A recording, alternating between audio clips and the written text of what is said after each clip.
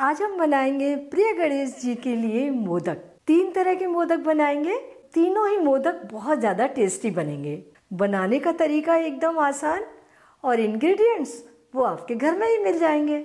नमस्कार, nishamadhulika.com में आपका स्वागत है। तो शुरू करते हैं।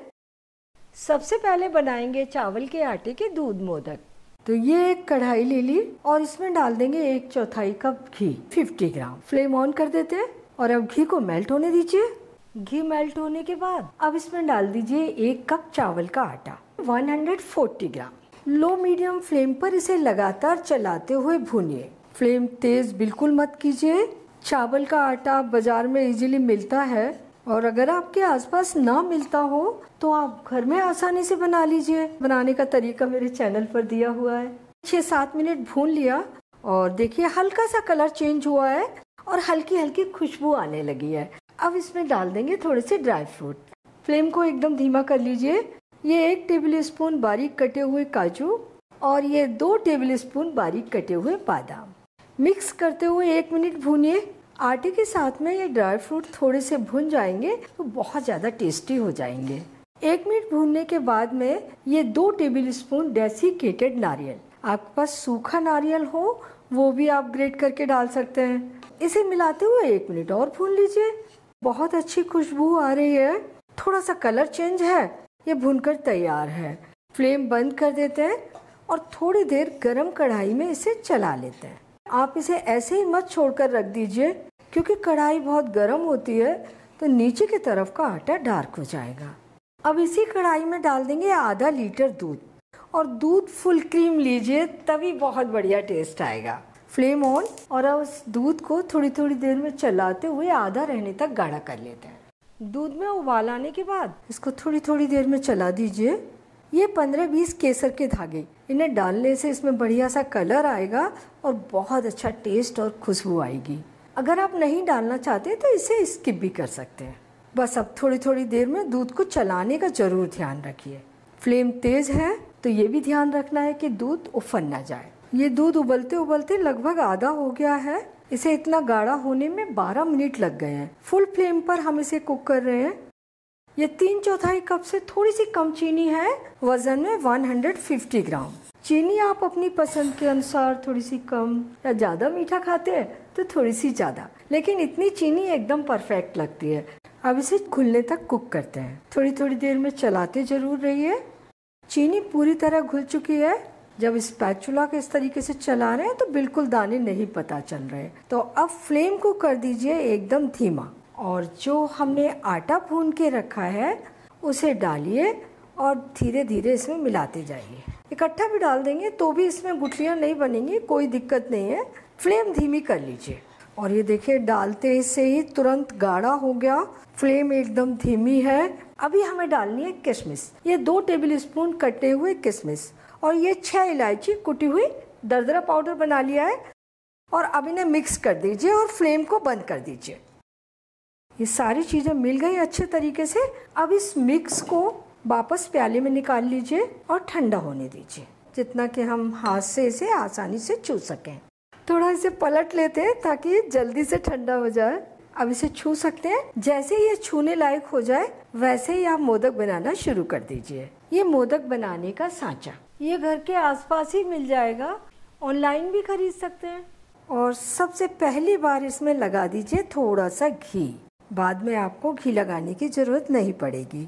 और ये बहुत ही प्यारे लगे, दिखने में सुंदर लगे, इसके लिए डाल रहे हैं थोड़े से पिस्ता कतरन। यहाँ मैं इनमें पिस्ता कतरन लगा रही हूँ।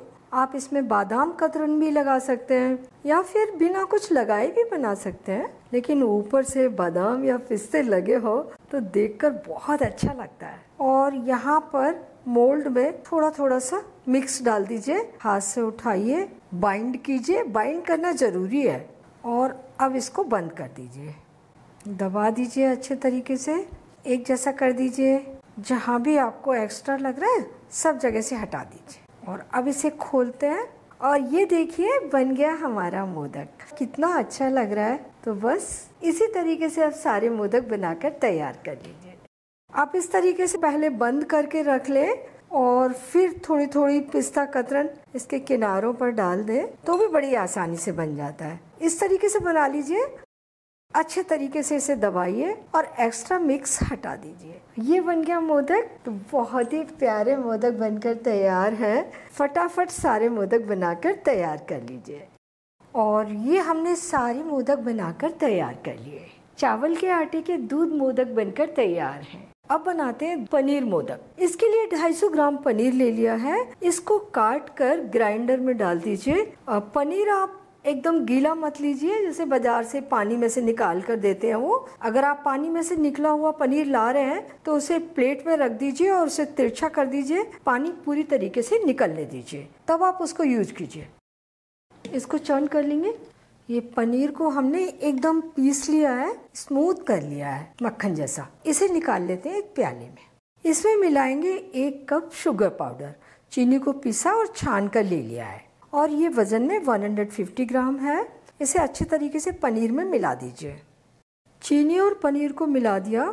अब इसे भूनना है, तो आइए गैस के पास, इसे पैन में डाल दीजिए। नॉन स्टिक पैन लीजिए तो ये आसानी से भुन जाता है।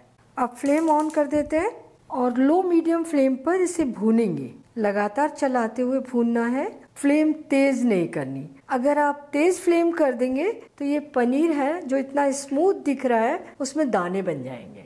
अभी ये आपको एकदम पतला पतला दिख रहा है, लेकिन जैसे जैसे ये भूनता जाएगा थोड़ा गाढ़ा गाढ़ा होता जाएगा।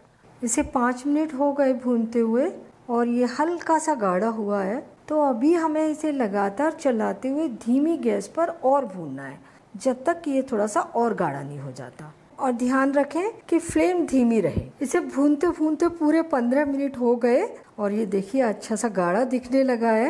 ये बाजार का पनीर होता है, उसमें थोड़ा पानी रहता ही है, कितना भी हम निचोड़ लें। अगर आप घर के दूध में खुद पनीर बनाओगे और उसे अच्छे तरीके से दबा कर ले लोगे तो ये 15 मिनट का काम आपका 8 मिनट में ही हो जाएगा। तो काफ़ी गाढ़ा हो गया है। अब इसमें डालते हैं आधा कप डेसिकेटेड नारियल, वजन में 35 ग्राम, और इसे मिला देते हैं। और ये 1/4 कप काजू का पाउडर बना के ले लिया है, ये भी वजन में 35 ग्राम। काजू को मिक्सर में डाला और पल्स मोड पे पीस लिया। और ये मोदक बहुत ही ज़्यादा टेस्टी बनेंगे। नारियल और काजू पाउडर के साथ में भी इसे थोड़ा सा 2-3 मिनट भूनते हैं। और ये 1 टेबल स्पून बादाम कतरन, 2 मिनट और भून लेते हैं। फ्लेम धीमा रखें। ये पूरा प्रोसेस लो मीडियम फ्लेम पर ही होना है। और देखिए बिल्कुल भी ये वाटरी नहीं है, अच्छा सा ड्राई मिक्सचर बन गया है जैसा हमें मोदक बनाने के लिए चाहिए। अब फ्लेम बंद कर देते हैं। ये 4 इलायची को कूटकर पाउडर बना लिया है। गरम कढ़ाई में थोड़ी देर इसको और चला लिया। ये मिक्स तैयार हो गया। इसे प्याले में निकाल लीजिए और थोड़ा सा ठंडा होने दीजिए। तो ये मिक्स थोड़ा ठंडा हो गया है, हाथ से छू पा रहे हैं। अब मोदक बनाएंगे तो साँचा तो वही पहले वाला ही ले लेंगे, ग्रीस भी है पहले से। तो इसे बंद कीजिए और थोड़ा से ये बादाम और पिस्ता कतरन ले लिए, क्योंकि इनसे मोदक के ऊपर बहुत ही अच्छा लुक आता है। और थोड़ा सा मिक्स उठाइए और हाथ में बांध लीजिए पहले। और मोदक तो उसी तरीके से बनाने हैं। मिक्स को डाला मोल्ड के अंदर और थोड़ा सा दबा दिया, एक्स्ट्रा हटा दीजिए। और ये बन गया हमारा पनीर का मोदक। कितना सुंदर लग रहा है, खाने में भी बहुत मज़ेदार है ये। तो सारे मोदक इसी तरीके से बनाकर तैयार कर लेंगे। तो ये पनीर के मोदक भी बनकर तैयार हो गए। अब बनाएंगे तीसरी तरह के मूंगफली मोदक। तो इसमें ये मूंगफली के दाने ले लिए 1 कप, भूनकर छीलकर ले लिए हैं। बाजार से भी भुने हुए दाने लिए जा सकते हैं और आप घर में भी मूंगफली के दानों को भूनकर छीलकर ले सकते हैं। इनका पाउडर बना लेंगे। तो पल्स पर चलाएंगे, थोड़ा चलाएंगे रुकेंगे, थोड़ा चलाएंगे रुकेंगे। इसे चेक करते हैं तो इसे हाथ में देख रहे हैं थोड़ा सा कुरकुरा लग रहा है, तो थोड़ा सा हम इसे और पीसेंगे। ये बन गया मूंगफली दाने का बारीक पाउडर, हल्का सा दरदरा ये रहेगा। और अब इसे निकाल लेते हैं एक प्याले में। मूंगफली दाना मोदक के अंदर बादाम भरेंगे। ये 10-15 बादाम को रोस्ट करके ले लेते हैं।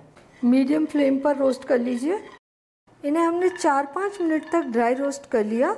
बढ़िया से फूल गए हैं और खुशबू भी निकलने लगी है। तो इन्हें हम एक प्याली में निकाल के रख लेते हैं। ये आधा कप डेसिकेटेड नारियल, वजन में 35 ग्राम। इसको भी हल्का सा रोस्ट कर लेंगे। फ्लेम धीमी है, कलर बिल्कुल चेंज नहीं करना, बस 1 मिनट इसे गरम कढ़ाई में रोस्ट करना है।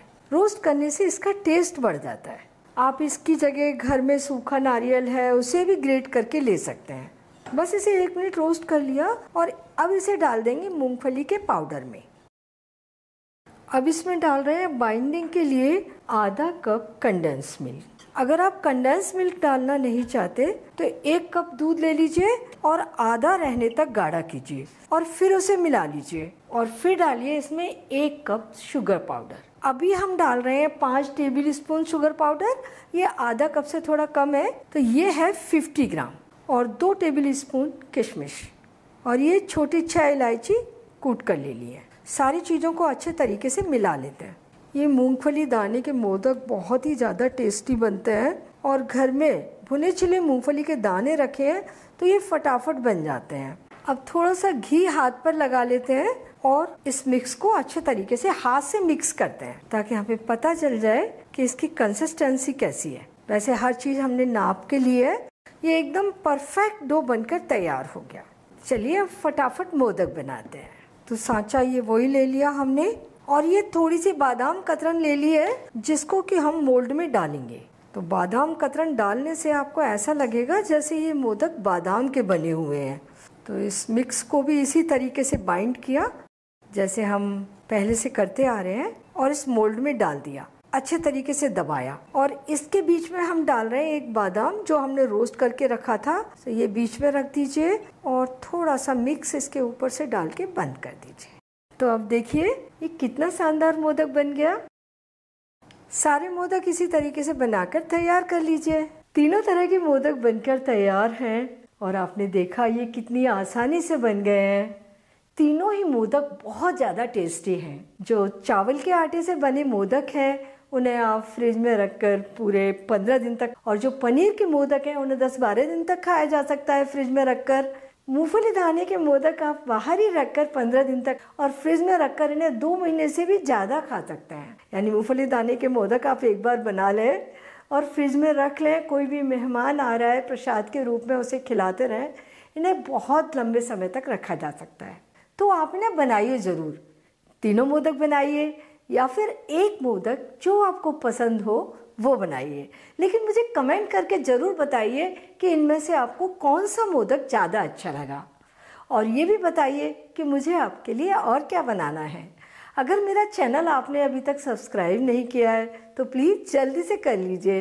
बेल आइकन भी दबा दीजिए ताकि मेरी नई रेसिपीज़ के नोटिफिकेशंस आपको मिलते रहें।